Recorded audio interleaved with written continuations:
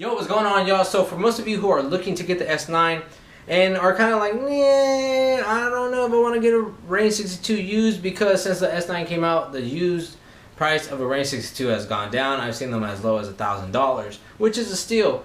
But if you're like, you know what, it looks like a big mixer, I don't know if it's going to fit in my coffin case, I don't know if it's going to fit in my mixer case, I don't know if it's going to fit in my backpack, I don't think it'll fit in my butt, I'm here to give you some insight on the size of it. I'm going to be comparing it to my Rane 62, and I'm going to let you know my Rane 62 is looking mighty old next to this brand new baby. So let's go ahead and get into it.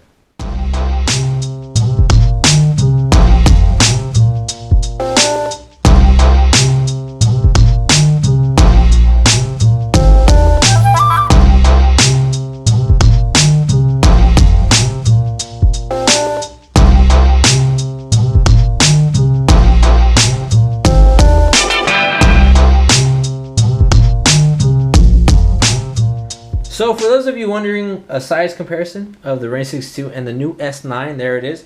The S9, I would say, is just a slight bit longer, maybe by ½ an inch. Width-wise, though, they're about the same. If anything, the 62 might look a little wider, maybe by a couple centimeters. If you see the layout, though, the first thing I noticed when I looked at the layout of the S9 was you could definitely tell that they took from the 62 as far as layout wise. Look at where the buttons are at, look at where the effects are at, look at where the filter, and then on the 62 you have a pan, and right there on the S9 instead of the pan you have your trim. So you could definitely see where the S9 took from the 62 and I guess just made it better and improved on those features and that layout. Now when we look at the front, that's where we see a huge difference when it comes down to control for your faders. As you can see on the S9, let me get this little lint. As you can see on the S9, you have all this control for your up faders and your cross fader. You have your mic control right here, and you have these bumpers, which when I first seen them in photos, I thought were going to be plastic. I'm pleasantly surprised that they are a nice bouncy rubber. On the 62, you don't have anything like that, so you don't have any type of protection, which is one of my biggest gripe about where these controls are at. You don't have no protection just in case your mixer, bundles around inside your mixer case, accidentally falls, stuff like this. This gives you a reassurance that it's going to hit the bumpers first, because it definitely clears the knobs, and these knobs right here are short compared to these knobs on the 62. They're a lot longer, a lot more prone to breaking. As you can see on the fader control, you have just your basics on the 62. On the S9, you have everything. You have two curve controls basically. You have your reverse, you have your feeling, so you can make it super light, you can make it super heavy, and yeah.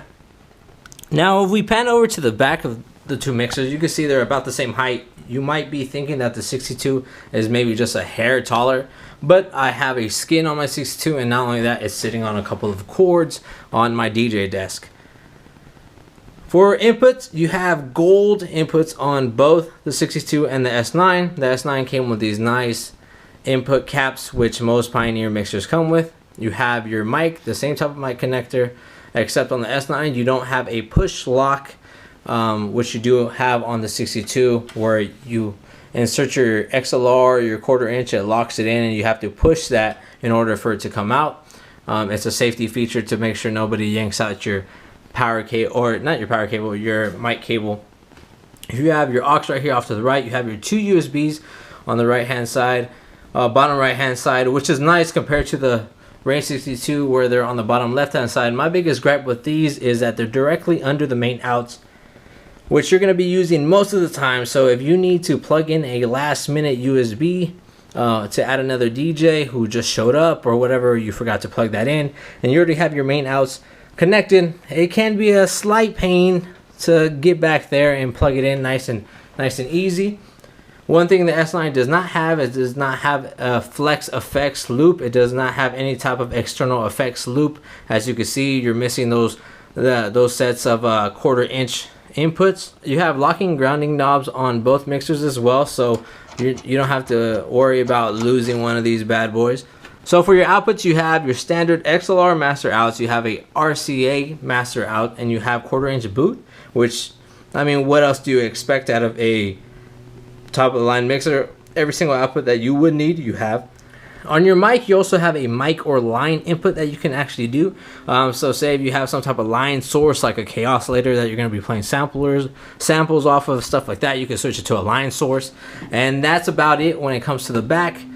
As far as the 62 on the back, you see you have your phono and CD or phono and line inputs switches right here. You don't have that on the S9 on the back because you have it on the top, which makes it nice.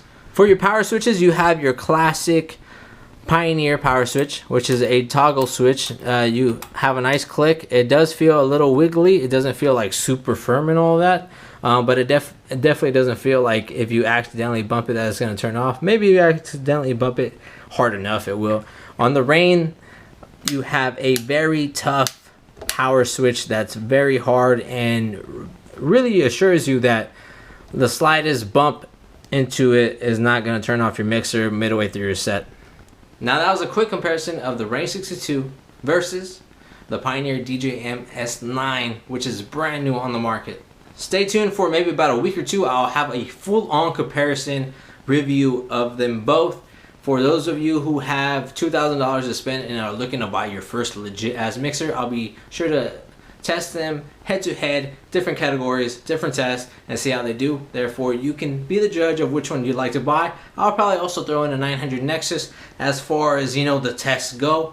But as far as the feel, build quality, and everything else, I can definitely say that Pioneer, hats off to you fellas. You guys knocked it out the park on this one, and I'm really interested to see what Rane's gonna come out with in the near future to battle the S9, because right now I could definitely see the S9 taking out a lot of 62 owners because everybody in the mama is like, oh shit, that is pretty.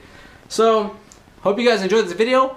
Shout out to the homie DJ Bomb Beats who brought by the S9 without even opening it.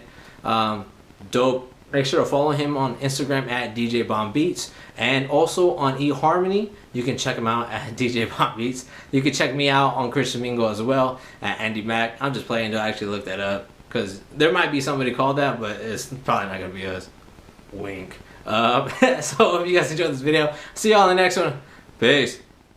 Andi Mac, motherfucker.